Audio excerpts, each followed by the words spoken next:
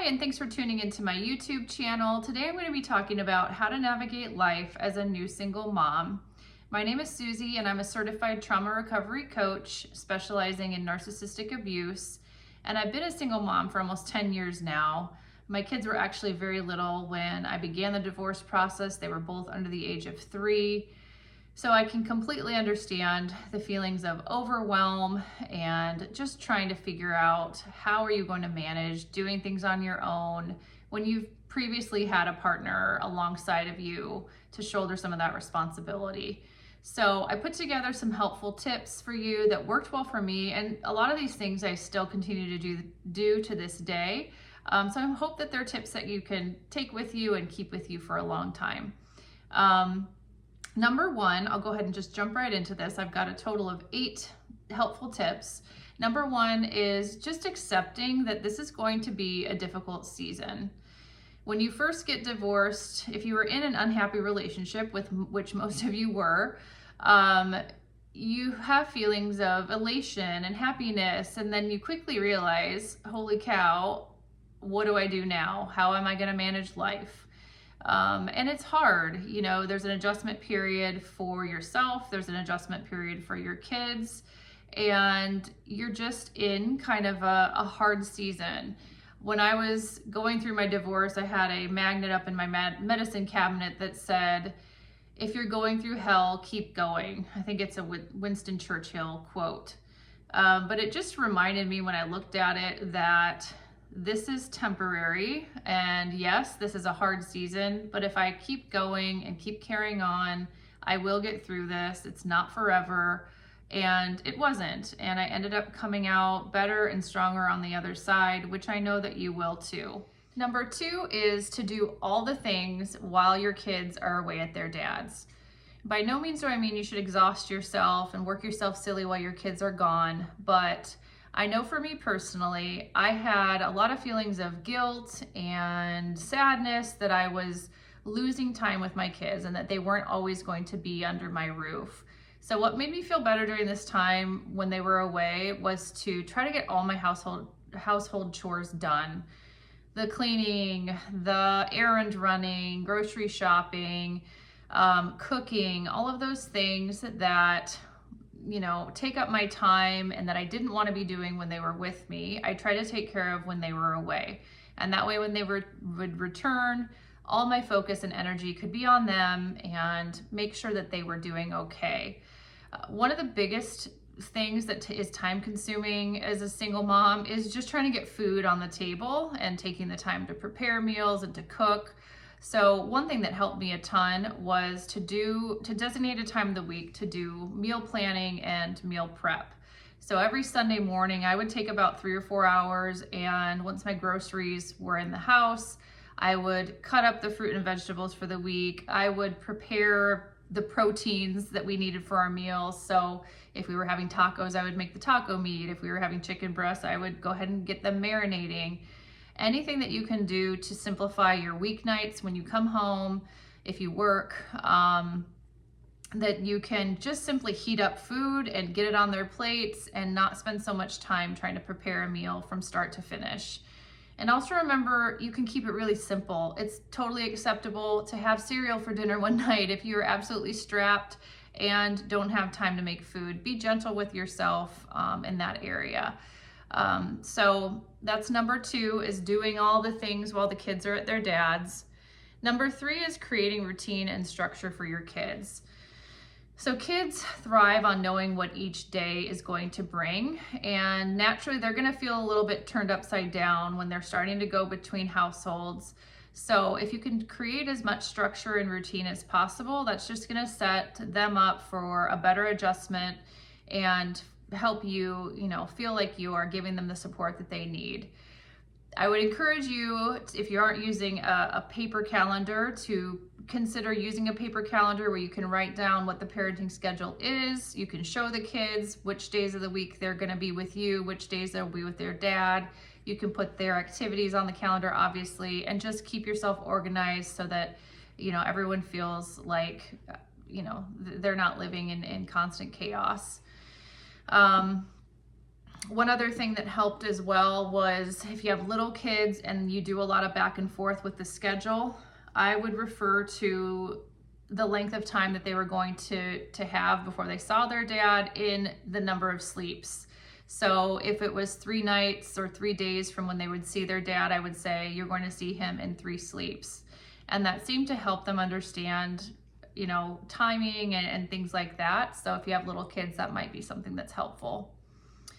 Number 4, incorporate self-care into your week. So like I said, I don't expect anyone to exhaust themselves doing all the things they need to do. You do need to take some time for yourself. And I know we all know what self-care is. We all know that we need to do it, but sometimes it's the execution of actually doing it that can be hard. So speaking of structure and schedules, make sure that you schedule that in for yourself.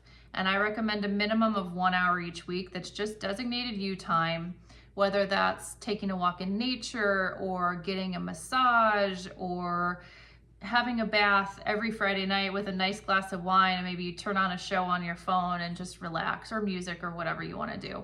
Just be sure that you do set aside some time that is just for you. Number 5 is kind of a catch-all. It is simplify your life. And I think it's perhaps one of the most important things on this list is to try to streamline things for yourself as much as possible. So a few things that worked well for me were, number 1, getting your bills on auto pay if you don't have them on auto pay already. No one needs to be sitting down, opening mail and writing checks. Have that designated meal prep time each week that I talked about in number 2. Set up carpooling with other kids' parents who you share activities with. Get your groceries delivered. This is such a game changer. It can save you so much time each week if you use a grocery delivery service. It's a little bit more expensive, but your time is valuable, and if you can cut out that shopping and driving time, it's a huge win. Buy in bulk when you are getting groceries so that you avoid multiple trips to the grocery store unnecessarily. Hire out as much as you can. If you have a yard, hire out the mowing, house cleaning if you can. That's another huge time saver. Whatever you can afford to hire out, whatever you can make room in your budget for, do that to take some things off your plate. Learn boundary setting and get comfortable with saying no. Chances are you have said yes to things in the past that maybe you don't have time for, or maybe you weren't super excited about, but out of obligation you said yes anyways. Now is the time to exercise your no muscle. No is a complete sentence. You don't owe anyone an explanation. Your time is valuable. So if it's not a full embodied, hell yes, I want to do this, then it needs to be a no. Number 6, examine your finances.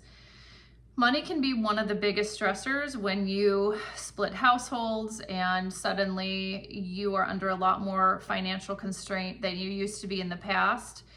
So I recommend taking a look at what your spending has been in the past 6 to 12 months and try to identify things that can get cut out of your spending.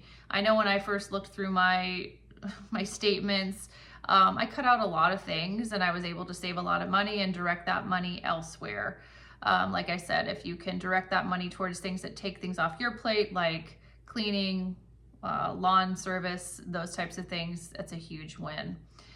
And no one likes the word budget, but there's no better time than when you become a single mom to really sit down and think about how much you want to be spending each month, how much money is coming in, how much money is going out, so you have an idea of what you could potentially save each month, and just give yourself a sense of relief that all the finances are under control.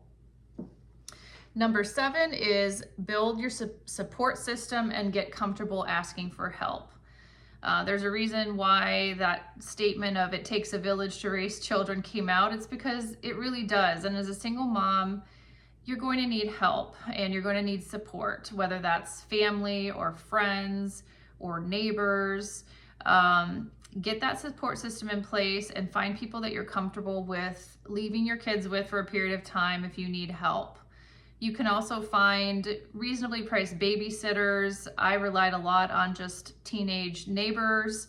who I knew were capable of watching my kids for an hour or two if I just needed a sanity break, maybe to go get a workout, or if I just wanted to run to the grocery store by myself and not lug the kids, with me. So that's always a good option.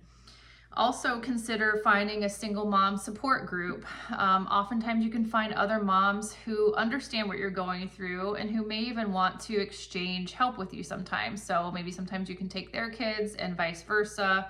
And there's just zero feelings of guilt, again, because you know that they need you as much as you need them. And then the last one is, for the love of God, stay off the dating apps.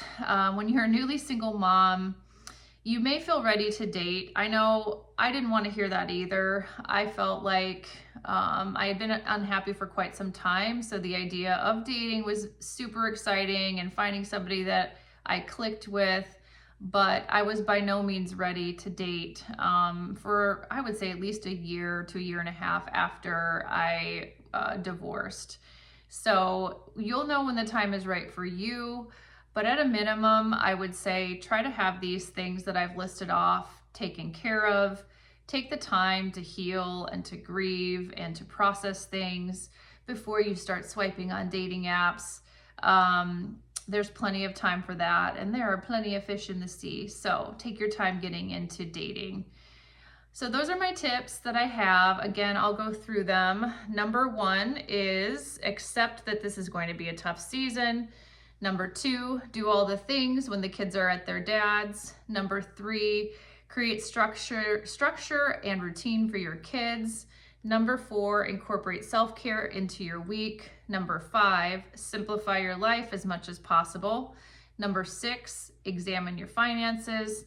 Number 7, build your support system and get comfortable asking for help. And number 8, stay off the dating apps. So I hope that was helpful for you. I know it feels like you've got a massive mountain to climb right now, but trust me, you will get through this, and you'll look back one day and have just a ton of pride in yourself that you made it through this.